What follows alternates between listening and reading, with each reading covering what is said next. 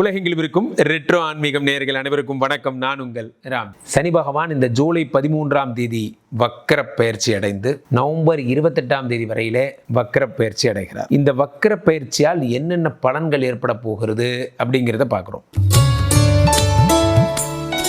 சனி பயிற்சியை பொறுத்தவரையிலே நண்பர்களே, சனி பகவானுடைய வக்ரம் என்றால் என்ன என்று புரிந்து கொள்ள வேண்டும். இப்போ அட் ப்ரெசன்ட் சனி பகவான் எங்கே இருக்கார்?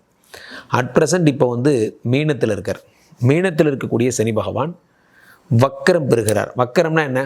ரிவர்ஸில் செயல்படுகிறார். தன்னுடைய நிலையிலிருந்து மாறி செயல்படுகிறார். இந்த நிலையிலிருந்து மாறி செயல்படும் பொழுது என்ன ஆகும்னா, நல்லது பண்ணுறவங்களுக்கெல்லாம் சனி பகவான் யாருக்கெல்லாம் நல்ல ஸ்தானங்களில் இருந்தாரோ அவங்களுக்கெல்லாம் கெட்டது நடக்கும். யாருக்கெல்லாம் கெட்ட ஸ்தானங்கள் இருந்தாரோ அதெல்லாம் நல்லது நடக்கும் அப்படின்னு நீங்கள் புரிஞ்சுக்கணும். அவ்வகையிலே கும்பராசிக்காரர்களுக்கெல்லாம் ராசிநாதன் 1-12 கூடியவர் வக்கரமாகிறார். 2ஆம் இடத்துல வந்தார். 12 கூடியவன் 2ஆம் வீட்டில் வந்ததால் நிறைய காசு கஷ்டம், வெறும் கஷ்டமாக பண்ணிகிட்டே இருப்பீங்க. அந்த கஷ்டமெல்லாம் சரியாகி இப்போ என்ன ஆகுதுன்னா, கும்பராசிக்காரர்களுக்கு ராசிநாதன் 2ஆம் வீட்டில் வக்கரமாகும் பொழுது, 12 கூடியவன் 2ஆம் வீட்டில் வக்கரமாகும் பொழுது தனப்பிராப்தி என்பது ஏற்படுகிறது. தொழிலில் மாபெரும் வெற்றி, வெற்றி மேல் வெற்றி. பணம்னா பணம், அப்படி பணம் உங்களுக்கு பணம் கொட்ட போகுது. அதான் அதில் இருக்க பெரிய விஷயமே. பண விஷயங்களில் மிகப்பெரிய வளர்ச்சியை நீங்கள் காணப்போகிறீர்கள்.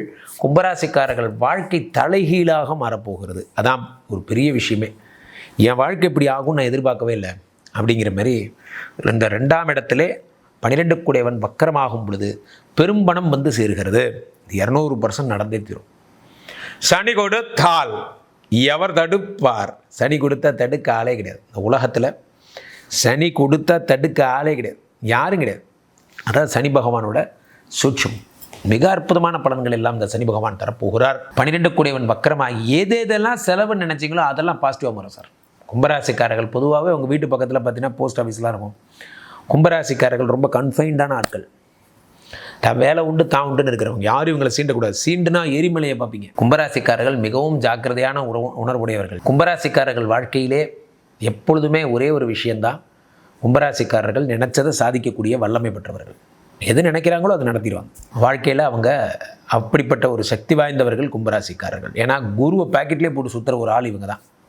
இந்த 2ஆம் இடமாகப்பட்ட குருவினுடைய ஸ்தானத்திலே சனி பகவான் வக்கரமாகும் பொழுது பொன்னாக பொருளாக பணம் வந்துக்கிட்டே இருக்கும். தங்கமாக வாங்குவீங்க. தங்கம் வாங்க, தங்கமாக வாங்க, உங்களுக்கு தங்கம் அப்படியே கொட்டும்.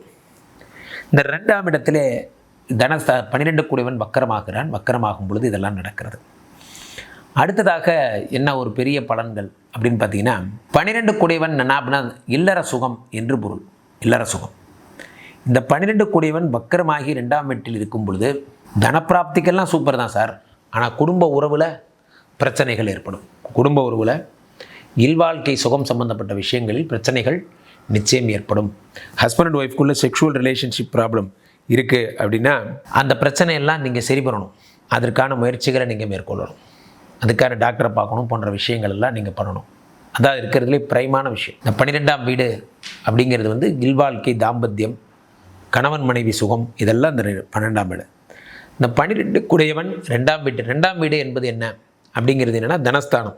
அந்த தனஸ்தானத்தில் இருந்து தனத்தை கெடுக்கிறார். ஆனால் கெடுத்த தனத்தை வக்கரம் பெற்று தனத்தை கொடுக்கும் ஒரு தெய்வமாக மாறுகிறார். எல்லாம் வல்ல எம்பெருமான் இந்த சனீஸ்வர பகவான் மட்டும் மனசு வச்சுட்டாருன்னா பொன்னை பொருளை வாரி தருவார். ஒரே ஒரு பிரச்சனை, லக்னாதிபதி ராசியாதிபதி இவரும் வக்கரம். இவர் வக்கரமாகும் பொழுது என்ன ஆகும்னா உடல்நிலையில் சோம்பேறித்தனம் என்னன்னே தெரில சார். ரொம்ப சோகமாகவே இருக்கு. காலைல எந்திரிச்சதுலேருந்து ஒரே டயர்டாகவே ஃபீல் ஆகிறேன். என்ன கன்றாவின்னு தெரில. நடந்தால் உடம்பு கூட வருது அப்படிங்கிற மாதிரி சும்மாவே பிரச்சனை, சும்மாவே உடம்பு சரியில்லாமல் போகிறது, உடம்பு ரீதியான பிரச்சனைகள் போன்றவை ஏற்பட்டுக்கிட்டே இருக்கும். உடல் ரீதியான சங்கடங்கள் என்பவை ஏற்படும். ஏதேனும் ஒரு சங்கடம். ஸோ மந்தகாரகன்னு பேர். ஸோ ராசிநாதன் வக்கரமாகும் பொழுது மந்தகாரகன் உடல்நிலையில் ஏதேனும் ஒரு பிரச்சனை கொடுத்து, முக்கியமாக கால் பகுதியில் பிரச்சனை கொடுப்பார். கும்பராசிக்காரர்களுக்கு கால்லையே அது எது நடந்தாலும் சரி சார், கால்லையே அடி விழுவுது சார். அது ஏன் தான் தெரில, கால்லையே பிரச்சனை வருது. ஸோ அப்போ நடக்கிறது திருவடி சரணம்னு தான் சொல்கிறாங்க. அதனால தான் கும்பம் மீனம்லாம் பாதம், கும்பம்லாம் கால் சம்மந்தப்பட்ட விஷயங்கள்லேயே தான் அடிபடுறது, ஆக்சிடெண்ட் ஆகிறது, இது எல்லாம் இந்த கால்லையே தான் நடக்கும். You need to be most careful. You need to be most careful.